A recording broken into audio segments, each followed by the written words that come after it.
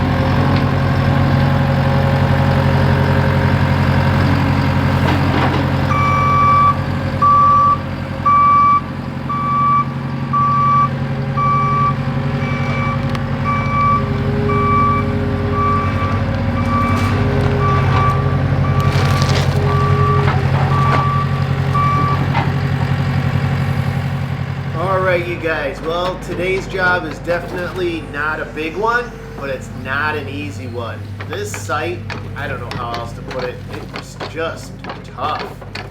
So you know what? Let's go back to the beginning before we even started this project and see what we're up against. God, these are some big boulders.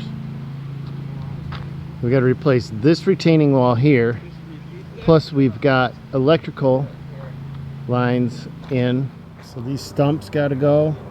Crap, look at. All right, thanks. Man, we've got. What a challenge, dude. What a challenge. No room. Stumps growing, those roots are wrapped around the utility lines, big time.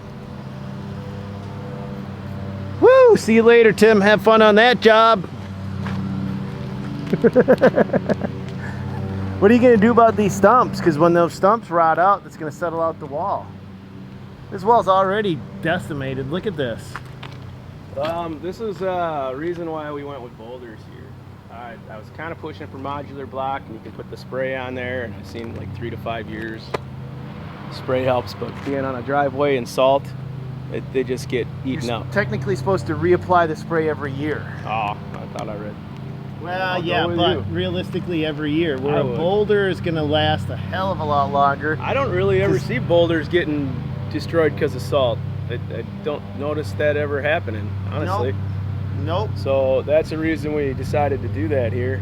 And they do better with stumps under it. We're ripping these out.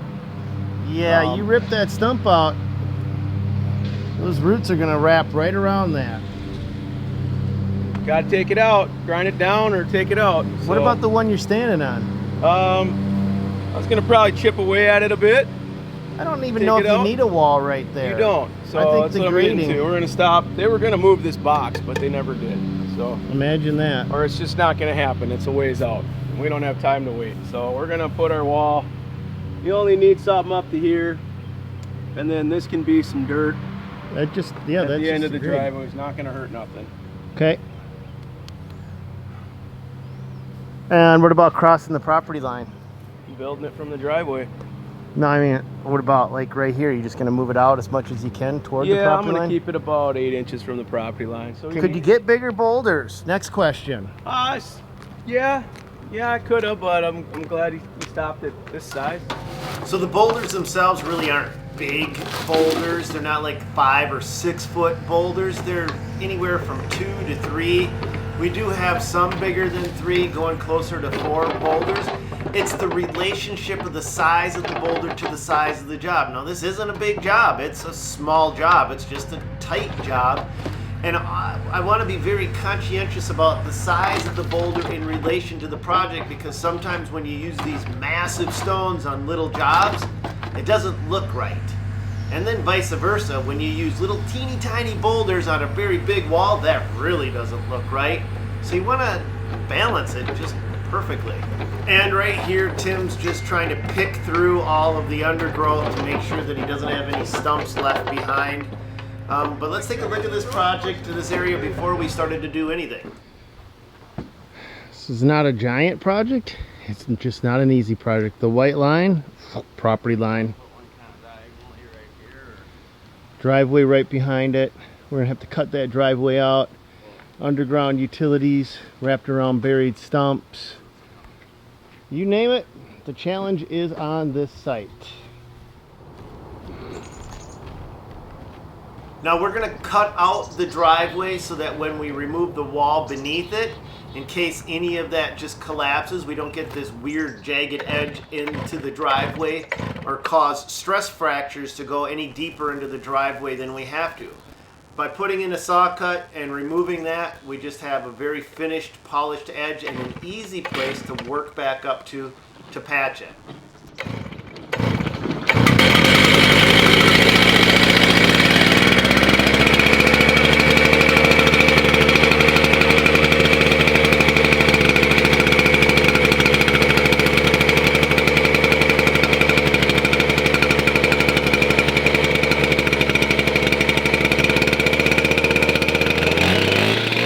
So we don't have to remove a lot of the driveway, but we do want to remove enough that it gives us space to place the boulders and also to brace up the backfill. Even though this is a very small wall and we're using very large boulders, we're still going to stick filter fabric and geogrid reinforcement behind the retaining wall because there's a surcharge from that driveway. Surcharge means an extra load onto the wall itself. And that geogrid is very cheap insurance, but it also means we've got to do a few extra steps to get the grid in place. And one of them is to yank part of this driveway out. With the driveway gone, it's time to start building some boulder walls. Now, I really want your guys' opinion. What do you think of the size of these boulders in relation to the size of the driveway? I actually think they work pretty good. I do like some of the things that you're going to see Tim do on this wall, and that's break the pattern up. I really like it when you just have a little bit of variation in the pattern and not just a standard basket weave going throughout the entire project. And you're going to see that today.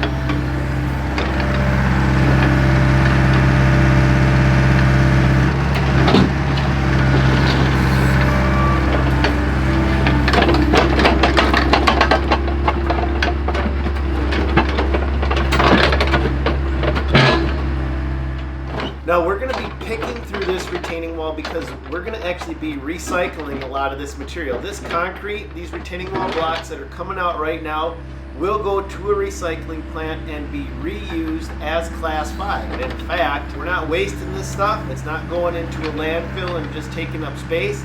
It's going to be reused. So the way the recycling plant makes these blocks usable again is by grinding them up and pulverizing them down to about 3/4 inch in size, and then they keep the fines in it, and this turns this material into a highly compactable material that's actually excellent as road base. We call it recycled Class 5. It's not really a lot different than regular Class 5, except that it's all made from recycled materials. A lot of it is from asphalt, concrete, and any other forms of materials that have been brought in, crushed up, pulverized, and pretty much prepared to be reused.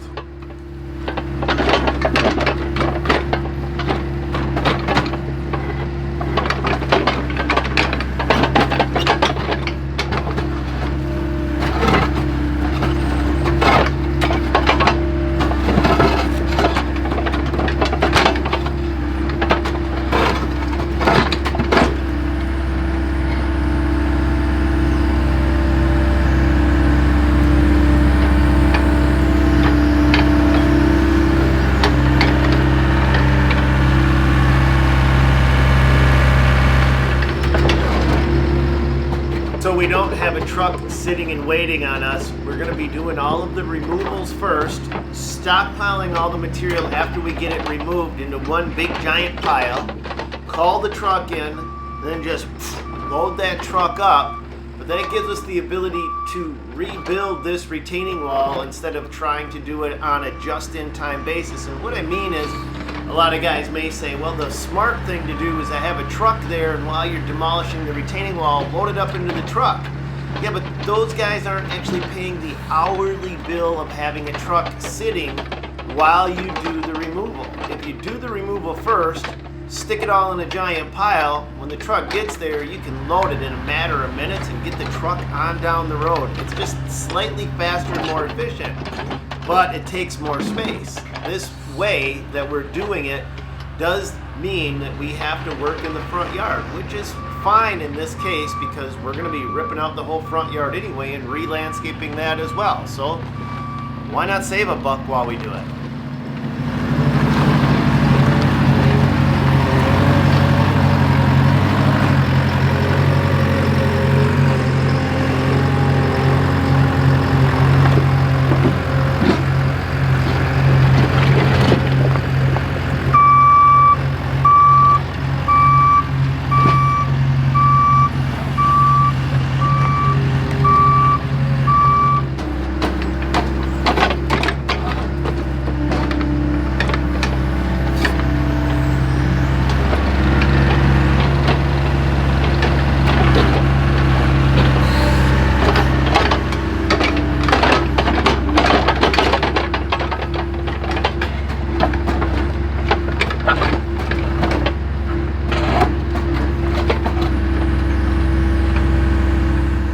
Another thing that we do is not remove the entire driveway all at once and then start to rebuild the entire driveway. The reason we're not working that way is because imagine what would happen to that driveway if we get it all removed and then a monsoon comes through and just downpours for 2 or 3 days. Then we could have a lot of potential driveway damage. So what we're doing is we're removing a section, then building a section, then removing another section, then building another section. And yeah, this makes the job a lot tougher, but it also protects that driveway while we're working. The last thing we want is for anything more to happen to this driveway. It's already in a state of compromise, and our job out there is to try to protect it, not jeopardize it.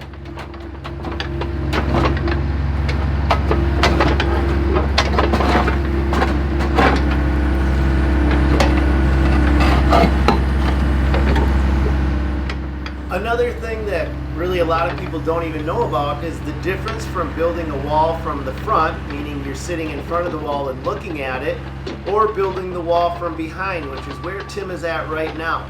Building the wall from behind is, I can't tell you, exponentially more difficult because you can't see what you're doing. You can't see the boulders, you can't see how they're fitting together, and you're 100% relying on a spotter to be able to know where you want it. And Tim is super technical, super picky. And so Sam, who's helping Tim out, has got a pretty tough job because he's got to be able to almost read Tim's mind and know exactly how Tim wants to operate. So communication between the ground pounder and the operator in the machine is critical.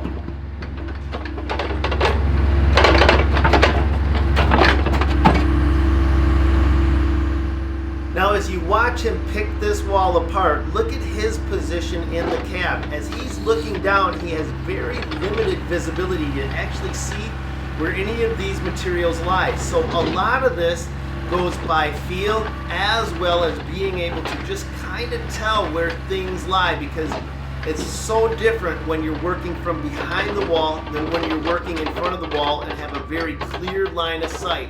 It speeds up the process a lot more if you can possibly work in the front, but we don't have access on this job to be able to do it, which adds another layer to the challenge.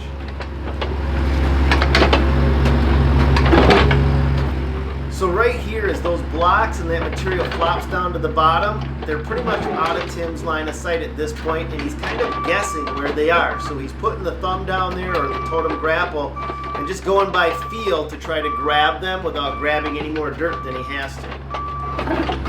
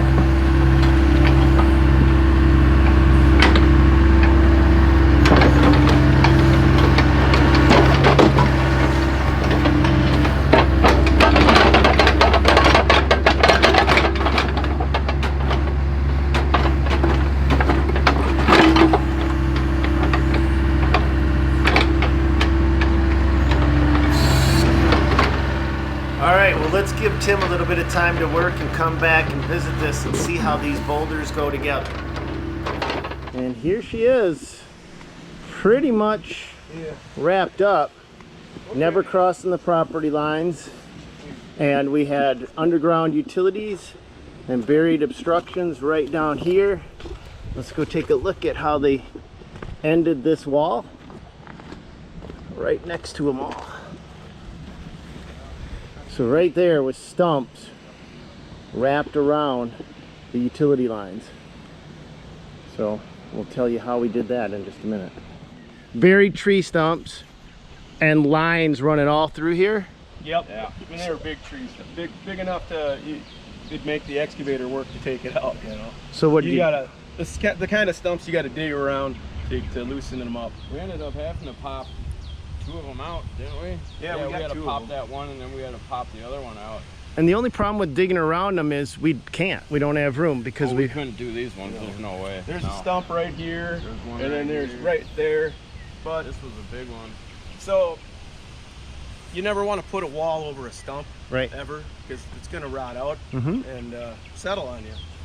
So in that situation, we spanned it with a big boulder, which I told them it still might settle out on them a little bit over the years, but that's just one rock moving and shifting, not a multiple stack of rocks. So that's something for these guys to take into consideration. Now you ground this stump down, right? It's ground down, yep. Okay, so grinding it down is one way of doing it when you don't have the room to dig it out, move it, and haul it away, which we didn't have because this was littered with them. Now you hand dug and located every utility in this area, didn't you, Sam? Yep.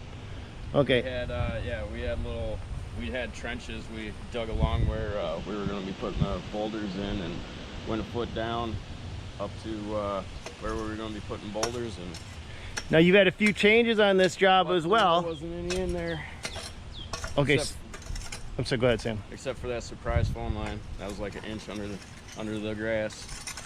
So you've had a few changes on this job that you've made along the way too, right?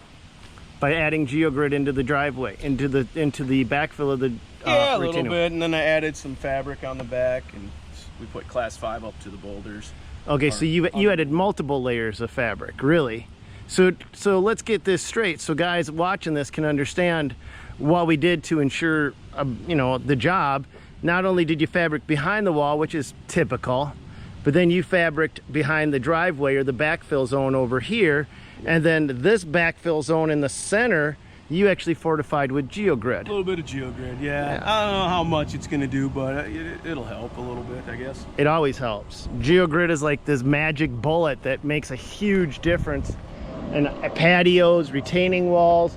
We've put fabric down, and we've put different geogrid strategies in swamps holding up retaining walls without doing soil corrections. Habitat for Humanity, they always buy the crappiest land possible and then have us go in and build retaining walls on top of it. And we've yet to have one single one fail, ever. Nope. And I figured since it was a driveway, it made sense to beef it up as much as we possibly could. Well, and you're using oversized boulders for the project, so I mean, you kind of overdid everything, I'd say. Yeah. I But- don't want to ever see it go anywhere. That's kind of your MO. I've seen you do this over and over again. I parked a semi truck along up here though. Yeah, Chad could drive on this with his boulders.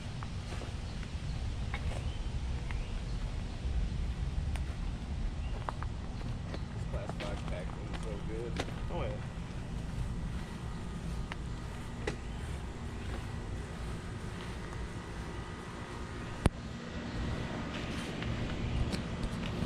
What do you think, Stano?